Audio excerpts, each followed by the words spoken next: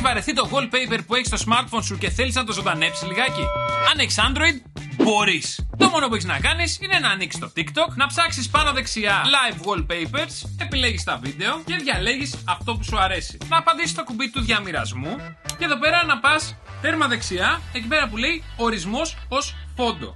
Πατάς επάνω του, πατάς ορισμός ως φόντο, ορισμός ταπετσαρίας και εδώ πέρα επιλέγεις αν θες να είναι αρχική οθόνη ή αρχική οθόνη και κλείδωμα οθόνης. Και αυτό ήταν. Πλέον το smartphone σου θα έχει ζωντανό background όπως ακριβώς σου αρέσει. Τόσο απλά.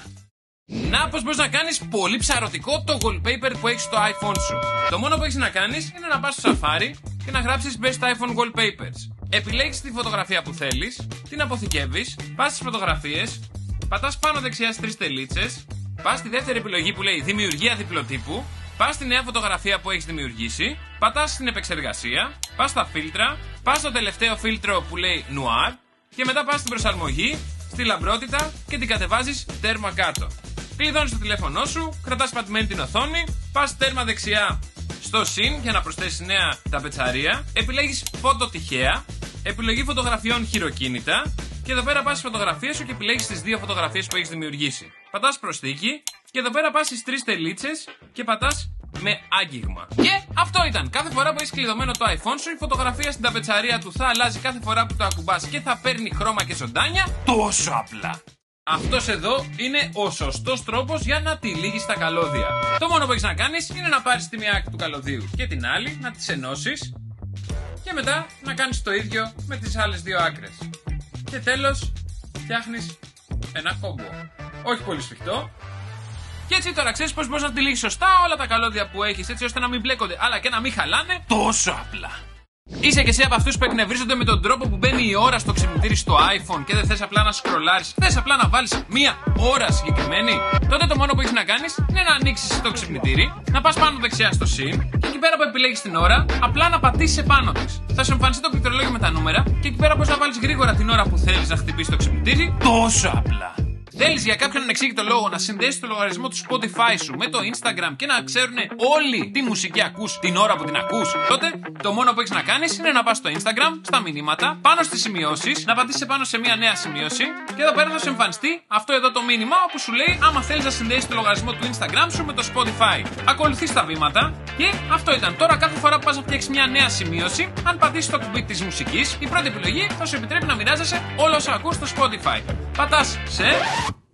Αν δεν σου έχει ανοίξει αυτή η επιλογή, θα ανοίξει σταδιακά σε όλους. Οπότε μην αγχώνεσαι, λίγη υπομονή. Και αυτό ήταν. Όλοι οι ακόλουθοι στο Instagram σου θα ξέρουν ακριβώς τι μουσική ακούς την ώρα που την ακούς. Τόσο απλά.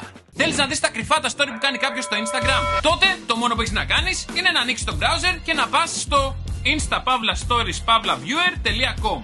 Εδώ πέρα βάζεις το account που θέλεις να δεις, πατάς την αναζήτηση. Και μέσα σε λίγα δευτερόλεπτα μπορείς να δεις όλα τα stories που έχει ανεβάσει κάποιος στο Instagram χωρίς εκείνος να ξέρει τίποτα. Τόσο απλά.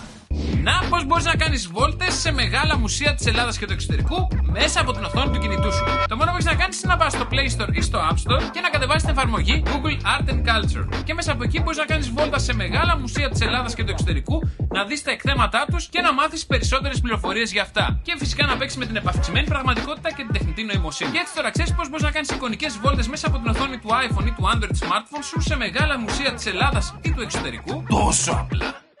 Αυτή είναι σίγουρα μία πρωτόγνωρη κινηματογραφική εμπειρία. Αν έχεις iPhone, τότε το μόνο που έχεις να κάνεις είναι να πας στην εφαρμογή Apple TV και να δεις το τρέιλερ της ταινίας F1, το οποίο έχει απτική ανάδραση και πλέον εκτός από το να ακούς και να βλέπεις την ταινία, μπορείς να τη νιώθεις μέσα από τη δόνηση ή αλλιώς τον απτικό μηχανισμό του iPhone. Και έτσι κάθε φορά που ακούς τη μηχανή του αυτοκινήτου ή άλλους δυνατούς ήχους, το iPhone μπορεί και σου δίνει μία ανάδραση έτσι ώστε να έχεις μία ακόμα καλύτερη κινηματογραφική εμπειρία. Τόσο απλά. Να, πώς μπορείς να δεις αν τα στοιχεία σου βρίσκονται μέσα στους 16 δισεκατομμύρια κωδικούς που έχουν διαρρεύσει και βρίσκονται στα χέρια των hacker και αυτά αφορούν Facebook, Instagram, TikTok και πολλές ακόμα πλατφόρμες. Για να δεις αν κάποιος έχει τα στοιχεία ή τους κωδικούς σου, το μόνο που έχεις να κάνεις είναι να ανοίξεις το browser και να πας στην ιστοσελίδα haveibeenpwned.com και εδώ πέρα να βάλεις το email σου και μέσα σε λίγα δευτερόλεπτα η ιστοσελίδα θα σου δείξει από πού έχει διαρρεύσει το email σου και τα στοιχεία σου και αν σε έχουν χακάρει ή όχι. Και αν δεις ότι τα στοιχεία σου έχουν διαρρεύσει, καλό θα είναι να αλλάξεις τους κωδικούς σου και να ενεργοποιήσεις τον έλεγχο δύο παραγόντων. Και έτσι τώρα ξέρεις πώς μπορείς να δεις αν τα στοιχεία σου έχουν διαρρεύσει και τα έχει κάποιος hacker και ετοιμάζεται να χακάρει τους λογαριασμούς σου. Τόσο απλά. Να πως η τεχνητή νοημοσύνη μπορεί να σου κάνει όποια φωτογραφία θέλεις να είναι σαν να έχει βγει από στούντιο επαγγελματικό και να είναι αυτή η ασπρόμαυρη που βλέπουμε τώρα στα social media. Για να κάνεις και εσύ μια φωτογραφία σου από κανονική σε ασπρόμαυρη στουντιακή, το μόνο που έχεις να κάνεις είναι να ανοίξεις το ChatGPT, να προσθέσεις τη φωτογραφία που θέλεις και στη συνέχεια να γράψεις αυτήν εδώ την εντολή. Αν δεν πρόλαβες να τη δεις, την έχω γράψει στα σχόλια. Και μέσα σε λίγα δευτερόλεπτα η τεχνητή νοημοσύνη θα σου μετατρέψει τη φωτογραφία σου σε επαγγελματική στουντιακή ασπρόμαυρη και ό,τι άλλο θέλεις, τόσο απλά.